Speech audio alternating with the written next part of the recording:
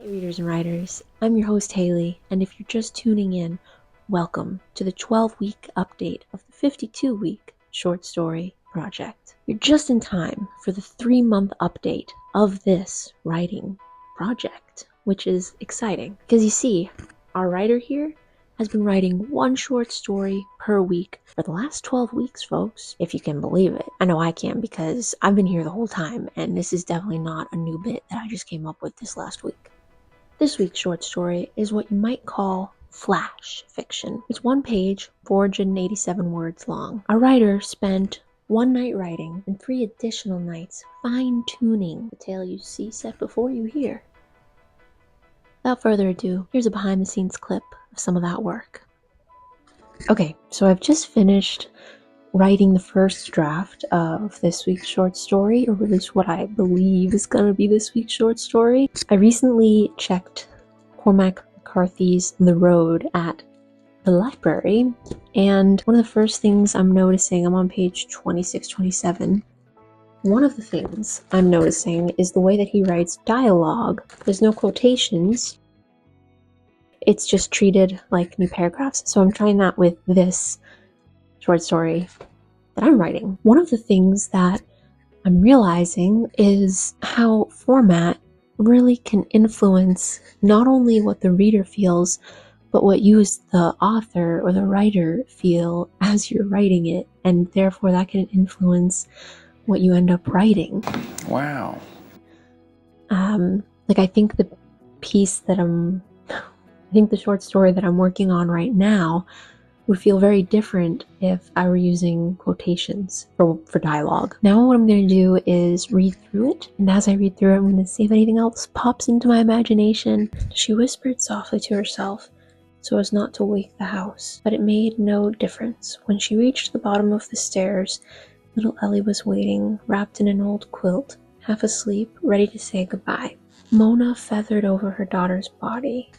Mona floated over her daughter's body, crouched down.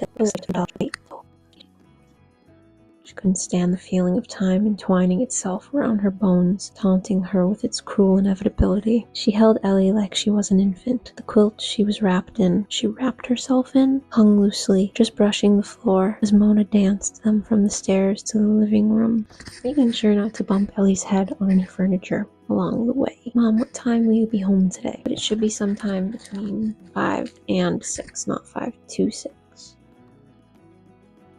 Depends on traffic. Oh, okay. I'm getting into semicolons, guys. It's a big deal for me. Wow. Depends on traffic. That's so late, Ellie whined. I know, sweetie, but you'll be in school most of the day, so it'll only feel like we were apart for 2 hours. Yeah. Ellie curled herself against the couch.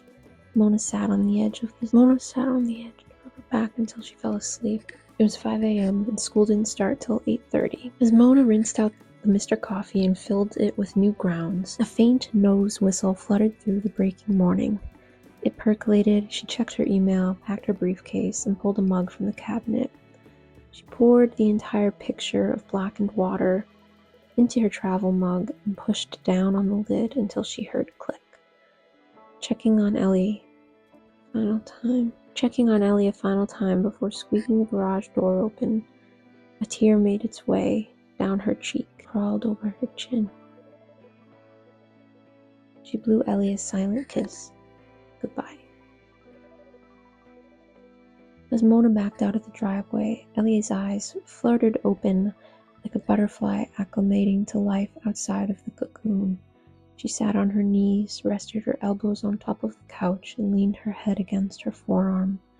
She watched her mother speed out of the driveway and into a day that only knew the morning dew. As Mona's gray sedan sped down their street, Ellie leaned forward until her forehead reached glass.